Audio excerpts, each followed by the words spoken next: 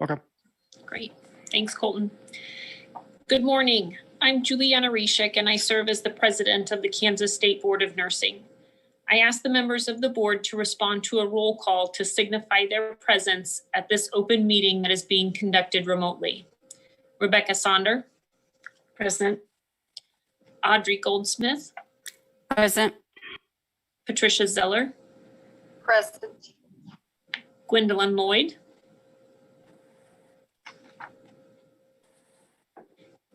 Andrea Watson.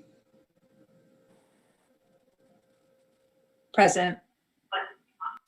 Melissa Orpez.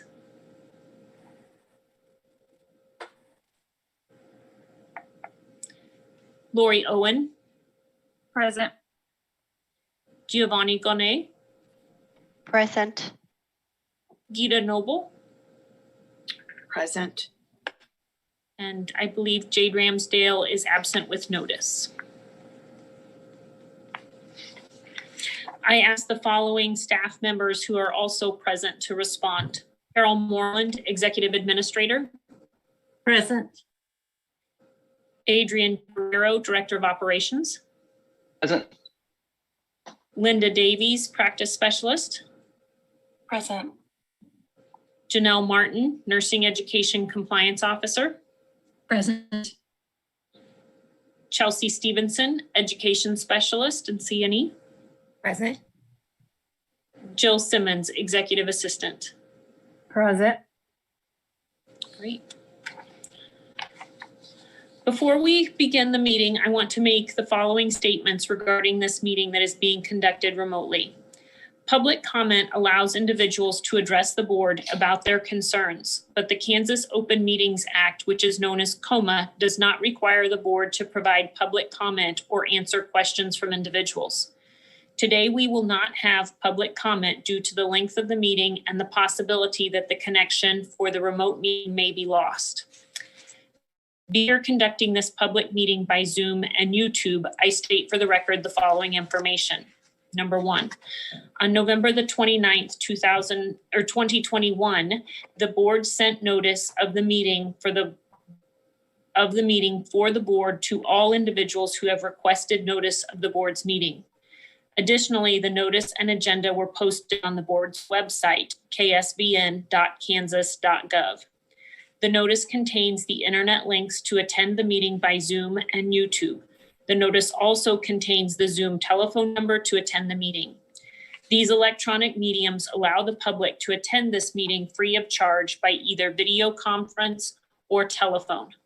The notice also advises individuals to contact the board's office at 785-296-2967 if they experience a technical difficulty during the meeting. You may obtain a copy of the notice and agenda at that website or by sending an email to carol.moreland@ks.gov with the subject line, request for the agenda, and the board staff will send it to you. The only mediums for interactive communication offered for this meeting are the connections by Zoom and YouTube as previously stated. Each member of the board staff, or presenter shall state the person's name and title each time the person speaks or votes, as the case may be. Each participant to this meeting shall ensure microphones, phones, or other electronic devices are on mute when the participant is not speaking. Each motion will be clearly stated before the votes, and the president will announce the result of the final vote. A statement or motion will clearly identify and authorize by delegation each member of the board or staff who will be permitted to sign any document on behalf of the board. The meeting is being recorded, and the recording will be posted to the board's website.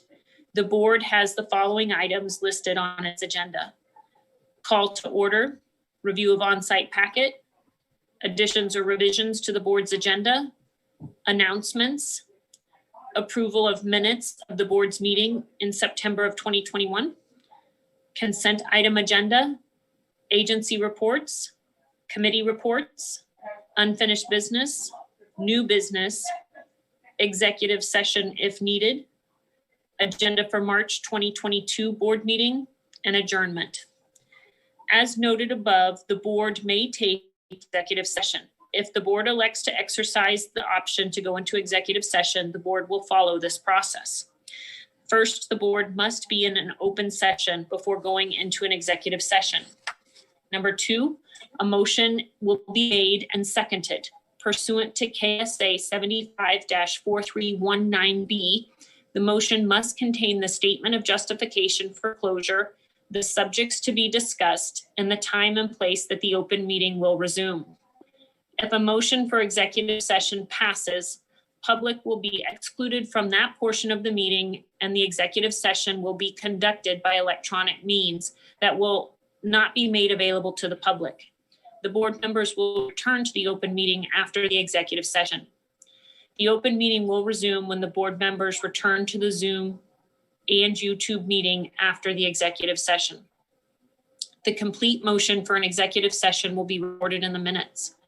The meeting is now called to order, and the board will begin the meeting with the next item on the agenda. So we have our review of on-site packet, and I do believe we have one. Yes, Madam President, this is Carol Moreland, Administrator, and you do have an on-site packet. It's the fiscal year 21 annual report draft that we can talk about when we get to it on the agenda, but it is under on-site packet. Great. Madam Thank President, this is Patsy Zeller, board member. I noticed that Gwendolyn and Melissa are now addressed for your roster. Thank you very much. I appreciate that, Patsy. Welcome, Melissa and Gwendolyn. Okay.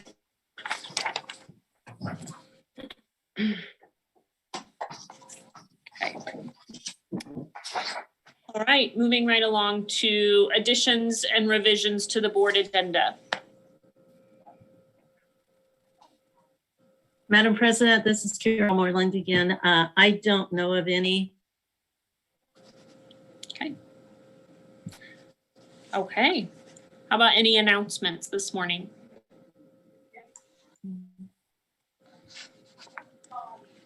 All right. How about have we all had a chance to review the minutes from September?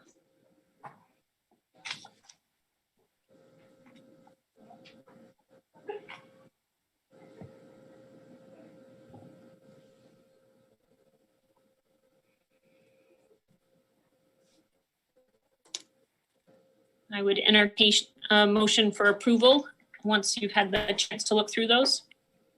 Okay. Is there a board member who would like to make the following motion? I move to approve the minutes from the September 15th, 2021 board meeting as written. This is Gwen, and I'll move to approve the minutes as written. Thank you, Gwen. Is there a second? This is Rebecca, board member. I will second that. Thank you, Rebecca. Any discussion? All in favor signify by saying aye. Aye. Aye. Aye. Any opposed, same sign. Motion carries. So we'll move down to our agency reports. Carol, would you like to start us off? Sure, this is Carol Moreland, Administrator, and you do have my report under staff reports. It's where you should find all of our staff reports. And I won't go through all of it. I'll just kind of highlight some stuff. I have the NCSBN upcoming meetings listed there. I always try to get knows what's coming up. Probably what we do need to talk about is mid-year. That's March 15th through the 17th in St. Louis. And we will not be meeting again before then. So we typically send, like myself and usually board president. I don't know that it has to be. And then if there's anyone else that would have an interest in attending that, you just need to kind of decide and let me know, because probably registration will be coming out soon and I can get those people registered. So I don't know if anybody has an interest in going or.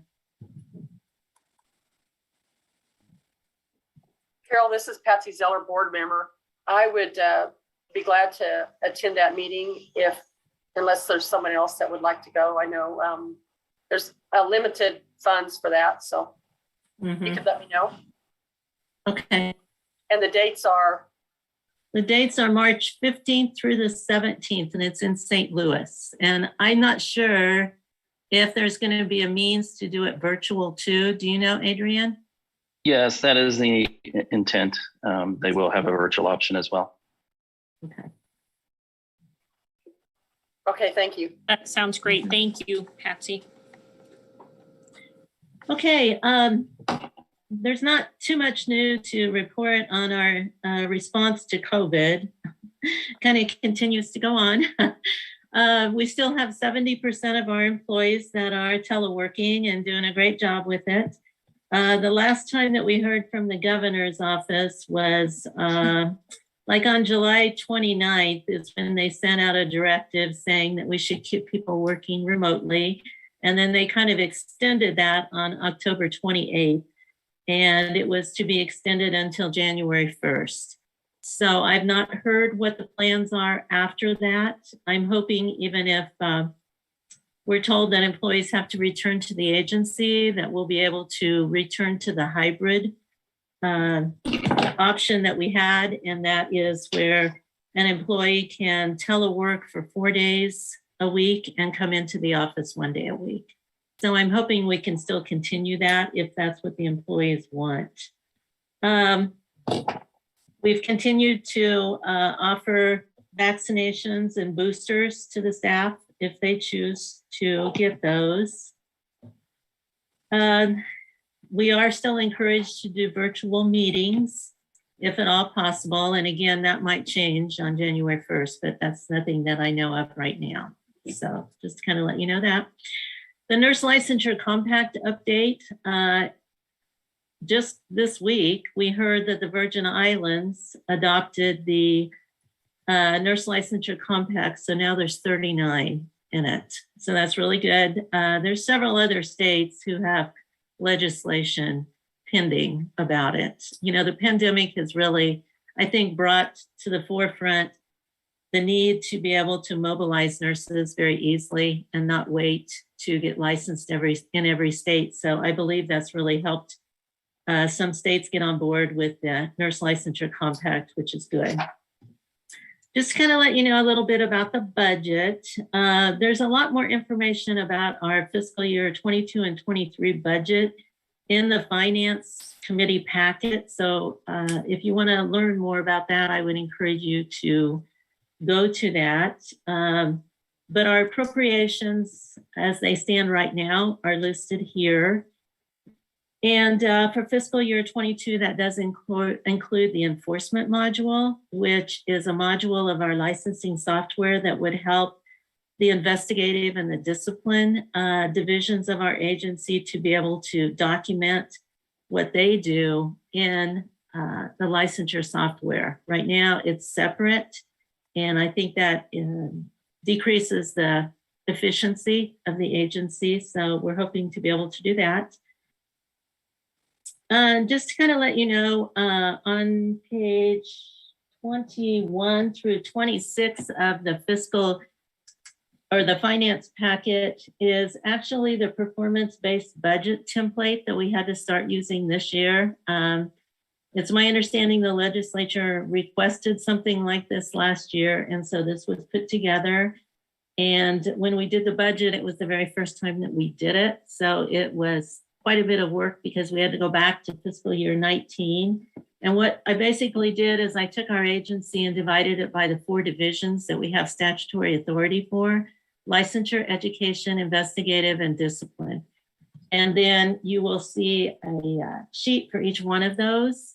And you will see how the budget is kind of broken down for each one of those, and like the cost per license and stuff like that. We've never really done that before. And just kind of something that, you know, our staff does a really great job on the performance measures, the outcomes, I think. They really work hard, very hard at it. And that comes across in this performance-based budget template. The very nice thing, so that they can get the recognition that they need, is there were 6 agencies throughout the state who were asked to present to the Legislative Budget Committee on the 20th, next Monday, about their performance-based budget. And then it goes anywhere from large agencies to small agencies, of which we are considered a small agency. And we were one of the 6 agencies selected to do that. So I will be going over Monday and presenting to the Legislative Budget Committee on ours. And it's my understanding that they chose the agencies that they did because of the high quality outcomes that they had. So again, that goes back to the wonderful staff that we have in our agency, because they work very, very hard, and I think it shows. The special legislative session, they held that on November 22nd, and they did pass House Bill 2001. And I do have an overview of that in your packet, or I'm sorry, in this with my report on pages 6 through 14.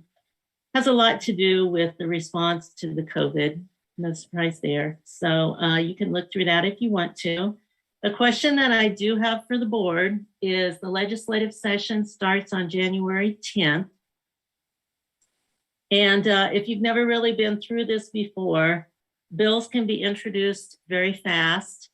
And when they're introduced, if there's something in it that has to do with nursing, we're usually asked to do a fiscal impact note, which we certainly do. But then if the board wants testimony presented when the bill is worked in the committee, then I need guidance as far as what you want said. Because when I go over there and speak, I speak on behalf of the board.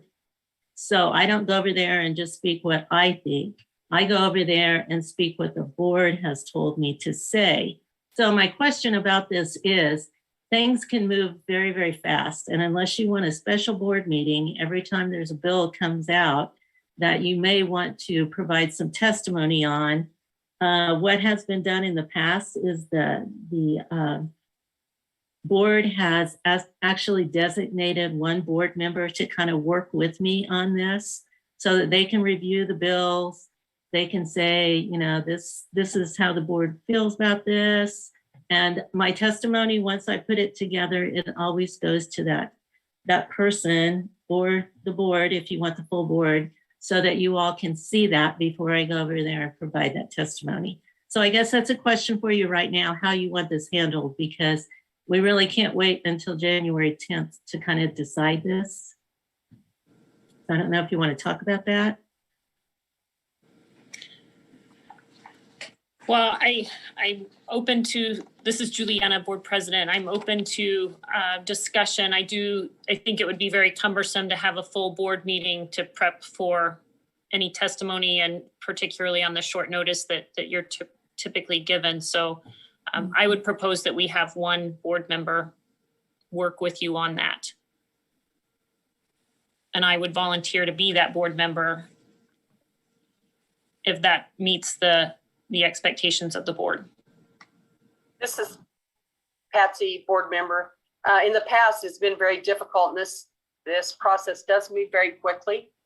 And I don't know how we will stay abreast of that if we don't have one designated person that can do that. And I would be, I think the choice for that would be Juliana to take care of that. If she could make decisions for the group, that would be my suggestion.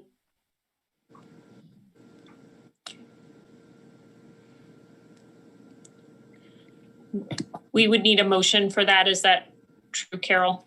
Probably, yeah.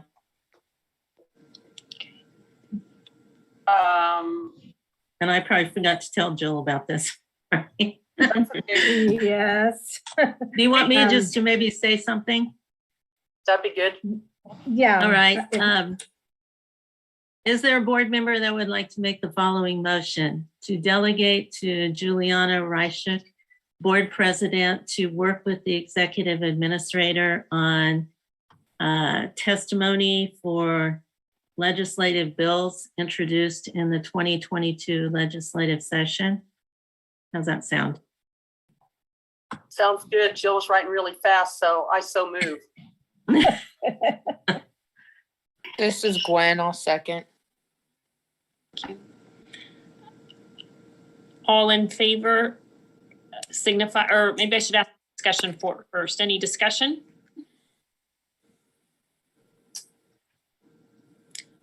All in favor signify by. Yes. Yes. Yes. Yes. Yes. Yes. Any opposed? Same sign. And I'll abstain from that vote. Okay, thank you very much, Carol. Anything else? Okay. Yeah, just a little bit. Thank you for doing that. I appreciate that. Just to kind of let you know about the regulation revisions, the undergrad education regulations that you adopted should be published in the Kansas Register tomorrow, and they will be effective on January 1st. So once they're effective, we will change the Nurse Practice Act on our website to include the updated ones. And we'll also put those on our website so that everyone's aware of those. The C&E regulations, right now, I believe those are still going through Department of Administration to make a few final changes. And so hopefully those will be close to being ready for the Attorney General's office. And then the temporary and the permanent regulation proposed changes to House Bill 2066. We actually have that on the unfinished business, so I'll wait until we get there to talk about that. And then I just want to tell you in my packet here on pages 15 through 21, it does include some policy statements, joint statements put out by National Council about support of the vaccine mandate for all workers, dissemination of non-scientific and misleading COVID-19 information by nurses. This is just information for you. It's not business that the board has to act on, but I just wanted to include that for you so that you could see that. And I think just the other thing that I did not get in here as far as projects, in the time before the legislative session starts, I will be finalizing the renewal approval or the renewal application to the U.S. Department of Education and get that submitted. I couldn't do it earlier because of the changes in the education regs, and those don't actually take effect until January 1st. So I really can't put in there that we've done that yet when they're not actually effective yet. So I think that's all I have. If anybody has questions for me. Thank you very much, Carol. You've done a lot of work, and particularly with those C&E regulations. Patsy, chairing the education committee and the work that you've put in over the last 3 years is much appreciated. That was not easy. Thank you. Adrian, would you like to give an operations report? Yes, thank you, Madam President, members of the board. First, I must apologize. I will be absent from some of the meetings today. I'm actually in Chicago serving as the treasurer role at the National Council board meeting, which is going on the same days and the same week as our Kansas board meeting. So pulling a lot of dual duties here this week. So I apologize if I'm absent from some of the discussions, but will make my best effort to make my way over here when needed. I guess a couple areas of, I think, celebration. We're finally getting some of our projects kind of finishing up some of the bigger ones that we have. We experienced some of the supply shortages, from the whole COVID, and you probably see it on the news every night with all the barges stuck in the harbors. We're getting our equipment are starting to come in. And tomorrow, our offsite data center hopefully will be, it's either active by the end of the week or very close to it. So that's been a very long endeavor, and we're really happy to get that thing going. And on some positive notes, I wanted to thank Carol and Colton for getting the backgrounds for the board members. I think it makes it look really professional. And it was great that they came up with that idea. And I'm happy that all of you were able to get that going. So thank you both for that. And then also wanted to send a special thank you to everyone, the staff and the board, for completing the information cybersecurity assurance training session. That's a really important thing for us to report out on. One of the big projects that I've been working on for the past 8 months is a full cybersecurity assessment with the state's information security officers. It was a multi-month, multi-meeting, very long endeavor to create it, but it's critically important. There's not a day that goes by that you don't hear about some sort of a cyber incident, and there is actually one that's impacting one of our colleague boards of nursing who happens to be under a statewide health agency that had unfortunate ransomware attacks. So it's every day there's something coming out. Colton and Tony do a fantastic job responding. It's kind of geeky, but there was a thing called a 0-day exposure that was done this week. That's basically out in the wild, which essentially means there's a vulnerability that's impacting basically everyone. And both of them responded very quickly to ensure that all of our information and everything was secure, and that we took the proactive steps to block any sort of vulnerabilities for the Board of Nursing. So staff's doing a great job with that. It's critically important. And then another nice thing that's getting underway is we're starting the paper to digital conversions with a grant that we received about, I think, almost 1.5 years ago from the state. We're converting some of the licensing files to do basically a proof of concept. And they actually reached out to me yesterday and said that they were ready to start looking at some of the investigative when we're ready. So we're finally at that point. The company that we used had the same issues. They experienced the supply line issues with staffing and the COVID restrictions. And so that project got just a little bit delayed, but they're making great progress right now. So happy to report that that's coming along the way. And then I'll let Linda talk to it about some of the new hires that we're doing, but we're still having a little bit of difficulty recruiting, but we did have some success, and I'll let her report out on that one. But other than that, that's kind of what I've been doing. Happy to take any questions.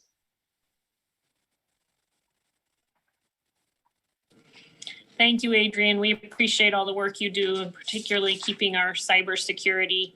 There was a major event with Kronos this week, and that's affecting payroll for many organizations. So we don't know we need you until we really need that work. So thank you very much for that dedication.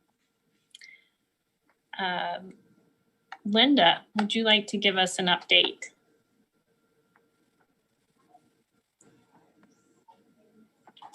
Oh, I think you're still muted, Linda.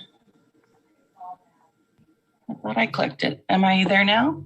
Yep, we can hear you. Thank you. Thank you, Madam President, members of the board. This is Linda Davies, practice specialist. In your packet, you will find the practice specialist report with data for the quarter of July 1st through September 30th of 2021. Under the first table, investigative new cases open. These are cases that are open from a complaint of unprofessional conduct. So for July to September of 2021, we opened 262 new cases. For the quarter, so for table number 2, of those 262 cases, 87 reflected an impairment or drug diversion type of case, and 10 were relating to abuse. This data in this table is for the year 2021, not 2020. And I apologize, I must subconsciously believe that 2020 has never ended. But by comparison, in the previous quarter for April to June of this year, we had 76 impairment cases and 1 abuse case. So we're seeing an increase in the number and type of significant cases reported to the Board of Nursing. Abuse reflects anything from verbal, physical, and sexual abuse. Moving down to table 3, there are a few things to point out. First, I need to verify the data for 2021, the cases currently opened, and give an update at the March meeting. I am not understanding how we have 599 cases currently open when there is only a total of 370 cases for the year. So was not able to correct that and figure out what that number is supposed to be before today. So I will give an update in March. Nevertheless, a lot of open cases currently, and we have 3 investigators, as Adrian was indicating. We have 4 openings. We did just recently hire another investigator who will start next week. But nevertheless, with 3 current nurse investigators, a significant amount of cases per investigator, and so the caseload is extremely high, and they are cranking them out and doing a really good job of their investigating the cases that are currently pending timely and efficiently, and getting that presented to the committee for review. The second thing about table number 3 to understand is recall that cases are open from 2 avenues. Either there is an application for licensure that has legal history and requires a review, or a case is open from a complaint that's received because of alleging unprofessional conduct. So the total case count for years 2017 to 2019 reflects the total number of cases, regardless if it's open from an application review or complaint review. However, for 2020 and 2021, we are able to start tracking differently. So the total cases for those years may seem smaller, but that is because we separated out the application review from the complaints. So this number that's smaller is reflecting of the complaints that we've processed and are looking for case investigation. So for an example, you'll see below the number of applications reviewed for legal history for the quarter is 495. In the previous quarter, we reviewed 585 applications. Year to date, we have reviewed 1,869 applications with legal history. So if you couple the 1,869 and the 370, if that's the true number, we have already done 2,239 case reviews for the year of 2021. So we're right in still the same ballpark of the 2150, 2196 for 2017 and 2018. We're seeing an increase, and we've yet to factor in December's numbers yet too. So it's going to go higher. For complaint processing time, why this is important to understand, we have this metric that we have to meet that states 90% of complaints are reviewed within 2 weeks of their receipt. And the Board of Nursing identified that we were not meeting this metric, and so we made changes beginning July 1st. And if you recall, in September, I discussed our process improvement plan that included a survey done to other state boards of nursing to inquire about processing standards. And the survey did not identify a specific time frame to review complaints, and there was no evidence-based guideline that anybody could direct us to that said we had to do it within a certain period of time.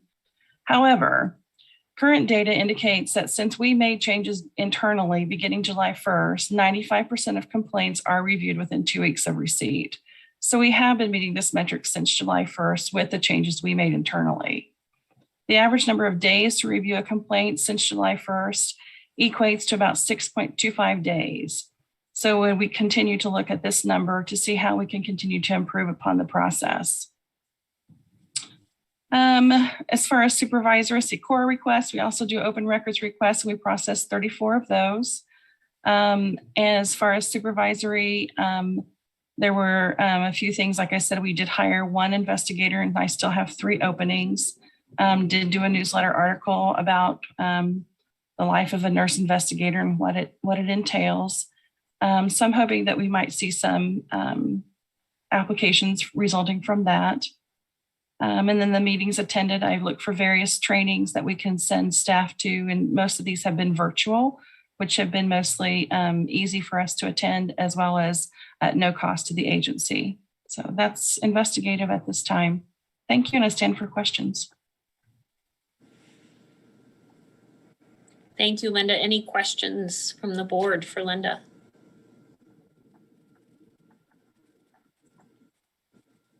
Thank you for all your work, Linda. Nice report. Okay, Janelle, would you like to give us an education? Yes, thank you, Madam President and members of the board. I'm Janelle Martin, the Education Compliance Officer. My update this quarter has been primarily working on site visits. But a couple of updates that we have for programs. We currently have 2 schools, Manhattan Area Technical College and Heston College, who have been working with interim directors. The programs have been experiencing a lot of turnover in directors and with faculty as well. So they're working really hard to keep people in those positions and to keep their programs working well. But Manhattan Area Technical College hired Kimberly Davis as their permanent Dean of Nursing Education and Health Programs. That was as of October 1. And Heston College announced that Greg Schroeder, who was serving as the interim, is now the full-time program administrator there. Both have been with the colleges for a long time as faculty, so they have really fit very smoothly into the processes there. It's been good. The site visits, we completed 9 site visits, or I did with the help of all the board members, and I really appreciate all the work that was done by them. In case, for those of you who are newer, there's a lot of work involved in getting ready for a site visit. And the board members that come and do that with me from week to week are very appreciated. We did 2 of the 9 visits were done virtually, and that was at the request of the schools. The board did leave that open for the schools to request that. And it was primarily due to the accreditation bodies that were involved. We did 5 of our 9 visits were in conjunction with accreditation, and CCNE and the COA, which is for the registered nurse anesthesia programs, are both still doing their visits primarily virtually. So we did do those 2. I will say that those visits have been going very well, both virtually and on site. One of the things that we have found to be a plus is that with the advent of all the virtual meetings we did last quarter, the last couple of quarters, the schools have been working on creating virtual resource rooms that give us a lot of information ahead of time. This has been very, very helpful to our process. And I think for those if have been doing on-site have found it to be a much, I won't say easier, but maybe simpler process to be more engaged in the on-site interviews that we do when we're there, when we have a lot of the information that we're looking for that we've done ahead of time. And so we're really doing more verification rather than scrambling to find all the information when we're there. So one of the things that might be in consideration I've been thinking about is presenting some changes to the site visit guidelines to be more permanent, with the possibility of setting up those virtual resource rooms, even when we do visits on site. I think the accrediting agencies are finding those to be very helpful as well. So just a note that that's been going very well, and that the programs have done a super, super job of getting those done and updated and information to us. So kudos to all of them. So we've had pretty much weekly site visits between the first week of September to the middle of November. So kept it pretty busy. In between, a couple of comments about our, I do review the CGF&S reports, which are those that are educated internationally when they come to be licensed here. We have been seeing increases in the numbers that we're reviewing. A lot of nurses are being brought in or are moving here and having to do those credentialing reviews, but we're seeing quite an increase. It seems like we have this past year and those that are coming, and we're seeing a lot from the Philippines. I think that's been our highest numbers. We've been kind of tracking where they're coming from, and that's just kind of one of the big ones. Faculty qualification reports is one of the things I also do. We saw really 148 of them were done this quarter. Were either updates or initial requests. The schools are, like I said, experiencing a lot of issues and turnover. And whenever they hire someone new or have to find somebody new, they have to submit one of these qualification reports. And the one thing I think that's been a major impact to most of the schools is the need for more adjunct faculty for clinicals. As we've experienced in the past with COVID, even though hospitals and healthcare agencies are letting students back in, many of them are limiting the number of students, which requires the schools to find more places to send their students, and then they need more faculty then to cover those areas. So instead of having one faculty with 8 to 10, which many of them have had, they're now having to cover 3 or 4 students with 1 faculty. So we've seen quite an increase in the number of adjunct faculty that are being hired to help with those changes. I did mention we were in September, we did present the annual report data. It was the first year we've worked with NCSBN on the core data survey and doing our annual report. I did the report for Kansas. We were hoping to have the pilot data. I was being a little bit overzealous in my expectation. I have checked with them, and I think it's probably more likely we will see the pilot data report closer to our June meeting, if we can get it to the March. But it looks like after some conversation yesterday that I heard, it more likely will be June before we get the first year core data report for I believe it's either 9 or 11 states that were involved in that first core data report. So that will be coming. They actually were working on the COVID data reporting that they did within the annual report. I don't know if you recall that there were COVID questions that the program administrators answered, and they did it for the fall semester of 20, and they did it for spring semester of 19 and separately for fall semester of 20 to kind of look at the impact of COVID. And so they're doing that data analysis, and that's what they did first. So now the annual report core data is what they're working on now. I think everything else, one other mention, and I shared this with the Education Committee, NCSBN has also done a new website for all of their NCLEX exam information. So now it has a whole separate site to itself. Very well done, lots of information. I've shared that with the program administrators to let their students know. They have just a lot of good information for students and faculty regarding the test, the testing process, and resources for that. So I just thought that was worth a mention. I think everything else is there. I'd be glad to answer any questions if anyone has them. Otherwise, that concludes my report. Thank you, Janelle. You have been busy. Lots of travel through the state. We appreciate your work. Thank you. How about Chelsea? Yes, good morning. Thank you, Madam President. This is Chelsea Stevenson. I'm the education specialist. My report is also in your packet. We did approve 1 long-term CNE provider since we last met. We did not have any voluntary relinquishments of long-term providerships. We did have several single offering providers that I approved that you'll see listed there. Many conferences happened over the last few months, and there were no new IV therapy providers. We did have a significant amount of new applications for long-term CNE providers, which we will address later this morning, but I did just want to mention that there was a high number of those that came in. The next item there on my report is regarding delinquent CNE and IV therapy providers. This has been an ongoing project for a long time. In September, the committee and board did vote to withdraw the approval status of 6 long-term CNE providers who remain delinquent in submitting either their annual report or their annual fee or both. And so those delinquent providers are listed there in my report.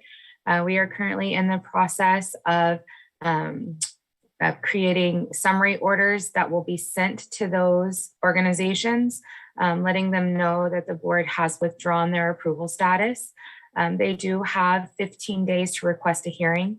And then at that point, once those 15 days have ended, then their approval status will be officially withdrawn and they will no longer be CNE providers for the state of Kansas.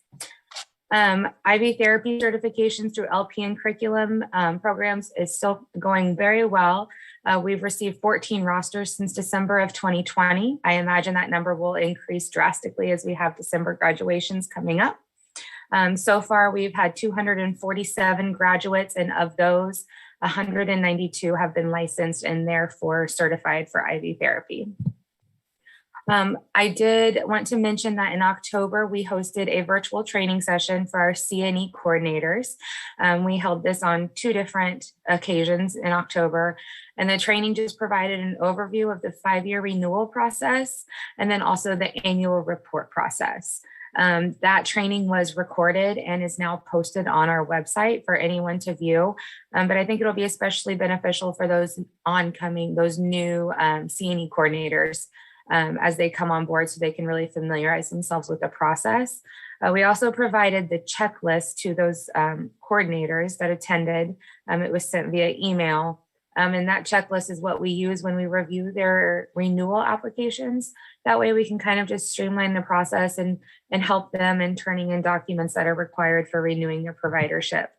And kind of make that process a little bit. The second page of my report is just an overview of the IOA statistics for September, October, and most of November.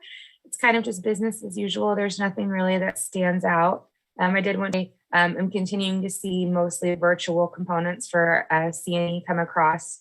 I think that's still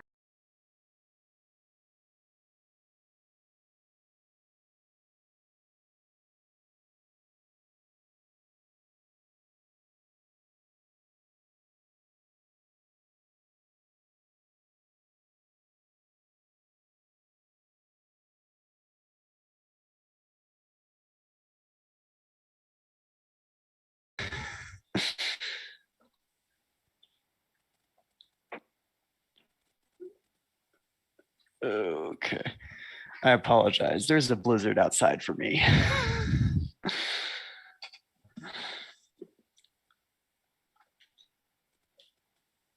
Okay.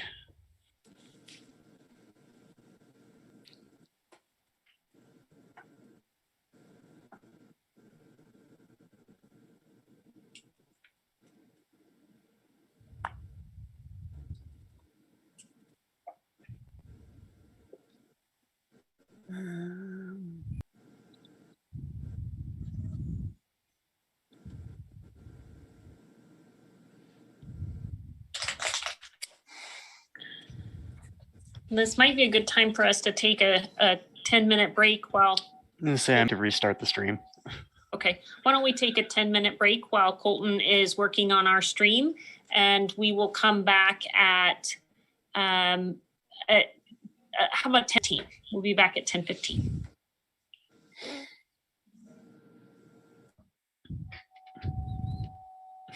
Thank you.